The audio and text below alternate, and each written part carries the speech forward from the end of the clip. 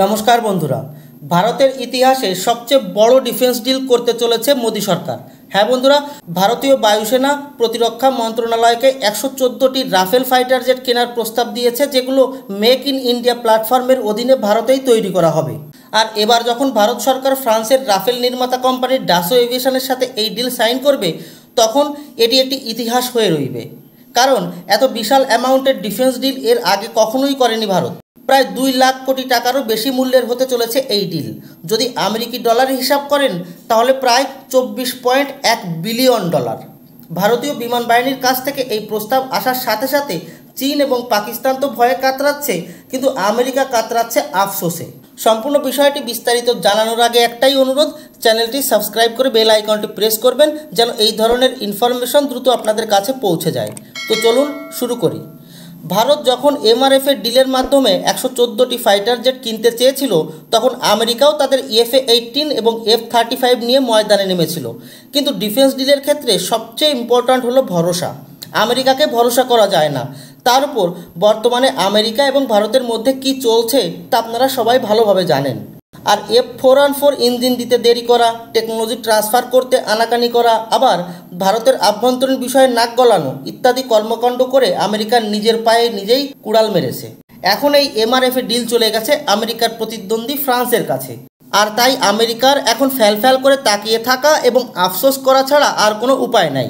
যাই হোক, এই 114টি ফাইটার জেটের 60% কম্পোনেন্ট ভারতে তৈরি হবে এবং 40% ফ্রান্স থেকে আনা হবে।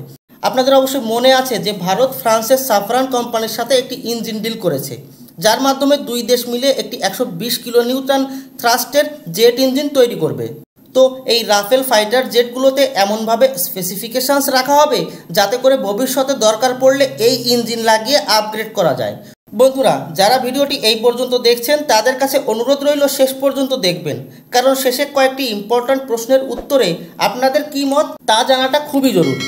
যাই হোক, ভারত যে এমআরএফের ডিলের ক্ষেত্রে ফ্রান্সের রাফেলকে সিলেক্ট করবে তা প্রথম থেকেই কিছুটা আন্দাজ করা যাচ্ছিল, কারণ মেক ইন ইন্ডিয়া রাফেলের ফাউন্ডেশন আগে থেকেই শুরু হয়ে গেছিল। আপনাদের অবশ্যই মনে আছে যে কিছুদিন আগে ডাসাল্ট এভিয়েশন এবং টাটার মধ্যে একটি চুক্তি হয়েছিল, যেখানে বলা হয়েছিল রাফাল জেটের ফিউজলেস ভারতের হায়দ্রাবাদে ম্যানুফ্যাকচার করা হবে, আর ফাইটার জেটের ডানা ছাড়া বাকি মেইন বডিকেই বলা হয় ফিউজলেস। রাফেল ফাইটার জেটের যে ইঞ্জিন ব্যবহৃত হয় অর্থাৎ M88 ইঞ্জিন, এটিরও এমআরও ফ্যাসিলিটি অর্থাৎ maintenance, repair and overall facility লাগানো হচ্ছে ভারতে। সাথে সাথে আগেই বলেছি যে অ্যামকার জন্য 120 কিলোনিউটন থ্রাস্টের একটি নতুন ইঞ্জিনের ডেভেলপমেন্টের কাজ জয়েন্টলি করতে চলেছে ফ্রান্স এবং ভারত।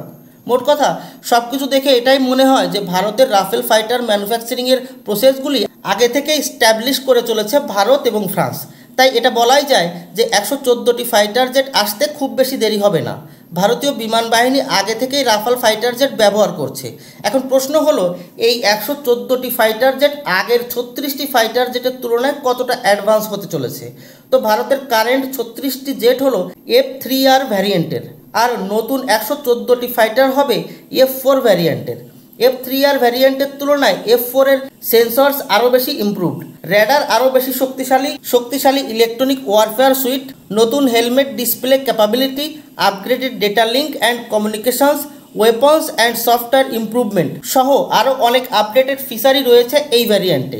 ভারত তার যত প্রকার স্বদেশি অস্ত্র ভাণ্ডার, যেমন ধরুন অস্ত্র MK1, MK2, রুদ্রম ফ্যামিলির অ্যান্টি রেডিয়েশন মিসাইল, লয়টারিং মিউনিশনস সবই এই রাফেলের F4 ভ্যারিয়েন্টের সাথে যুক্ত করা হবে।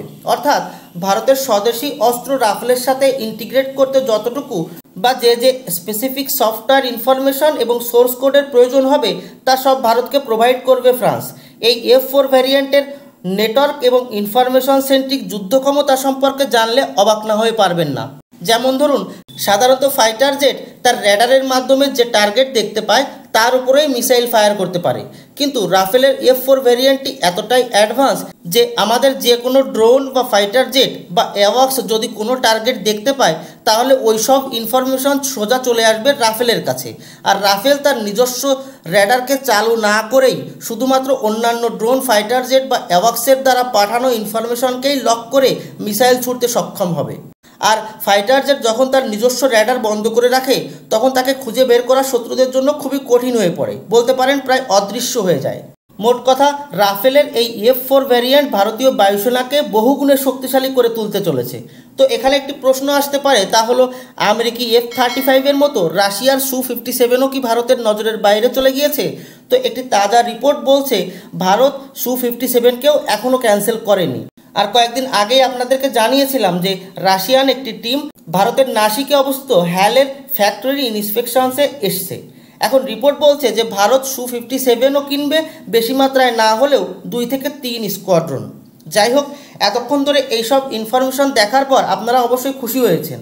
আর এটাও ঠিক যে অপারেশন সিঁদুরের রাফেল ফাইটার যেভাবে পাকিস্তানের ব্যবহারকৃত চীনি ডিফেন্স সিস্টেমগুলোকে বোকা বানিয়েছে, তাতে 114টি রাফেল F4 এর ডিল পাকিস্তান ও চীনকে দুশ্চিন্তায় ফেলে দিয়েছে।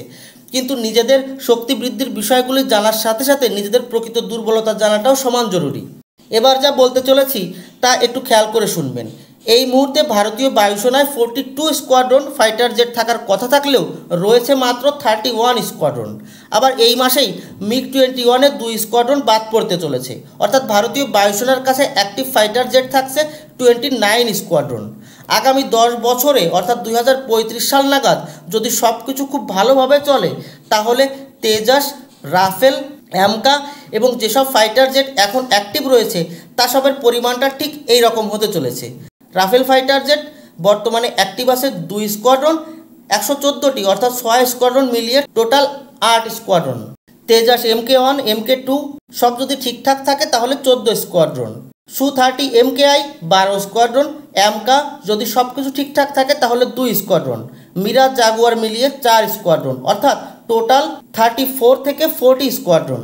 আর এই স্কোয়াড্রন সংখ্যা তখনই অ্যাচিভ হবে যখন আমেরিকা F-404 ইঞ্জিন সময় মতো ডেলিভারি দিবে, অ্যামকা সফলভাবে দ্রুত গতিতে তৈরি হবে, যা এই মুহূর্তে অসম্ভব বলেই মনে হচ্ছে। অর্থাৎ আগামী 10 বছরেও আমরা 42 স্কোয়াড্রন ছুঁতে পারছি না।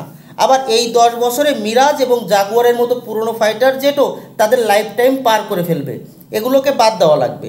তার উপর আমরা বিগত 10 বছর থেকে শুনে আসছি যে ভারতীয় বিমান বাহিনীর প্রয়োজন 42 স্কোয়াড্রন ফাইটার জেটের।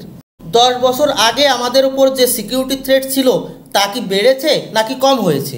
অবশ্যই বেড়েছে। তাহলে সেই পুরনো 42 স্কোয়াড্রনের হিসাবটা আসলে কতটা যুক্তিসঙ্গত আপনারাই বলুন। অর্থাৎ 10 বছর আগের টার্গেটকেই আমরা আজ থেকে 10 বছর পরেও অ্যাচিভ করতে পারছি না। এটি কত ভয়ানক একটি বিষয় তা কল্পনা করাটা মোটেও কঠিন নয়। এই মুহূর্তে ভারতের কাছে ফান্ডের কোনো ঘাটতি নেই। তাহলে আমরা কেন কখনো 2টি কখনো 6টি স্কোয়াড্রন ফাইটার জেট কিনছি? কেন সরকার একবারে 10 স্কোয়াড্রন ফাইটার জেট কিনছে না? এমন তো নয় যে কেনার সাথে সাথে বায়ুসেনায় মোতায়েন হয়ে যাবে বা ফুল পেমেন্ট করা লাগবে। পেমেন্ট এবং ডেলিভারি ধীরে ধীরেই হতে থাকবে। তাহলে সমস্যা কোথায়? চীন 5th জেনারেশন এবং 6th জেনারেশনের ফাইটার জেট ওড়াচ্ছে। আমাদের উপর সিকিউরিটি থ্রেট এখনই সবচেয়ে বেশি। তাহলে ভবিষ্যতে কবে অ্যামকা আসবে, তেজসের মাস প্রোডাকশান হবে, এসব চিন্তা করে বর্তমানে সুরক্ষার সাথে কেন কম্প্রোমাইজ করা হচ্ছে?